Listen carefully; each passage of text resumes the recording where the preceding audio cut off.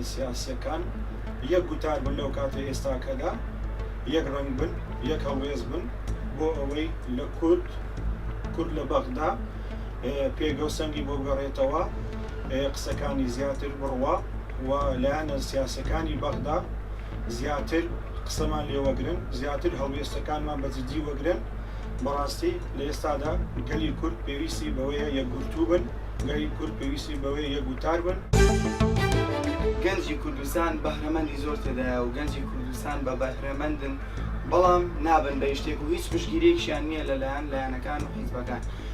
ئێستا تۆ ئەگە بیر لەوە بکەیتەوە گەنجەکان لە ئەوروپا، هونەرمەندەکانی ئەوروپا دەروێ وڵاتی کوردستان بزانە چه خزمەتێکیان پێ کرد وە چه پشتگیریەکیان لێ کرد لە بواری هونەریە.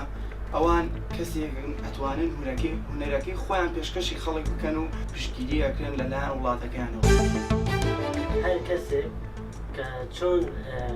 کە چۆن ماڵ خۆی دەپارێزێت، چۆن پارێزگار لە ماڵ خۆی دەپارێزێت، خاوێنی ڕادەبێت، دەبێت ئاوا لە ژینگەکەشی هاوپاک و خاوێن ڕابگرێتن.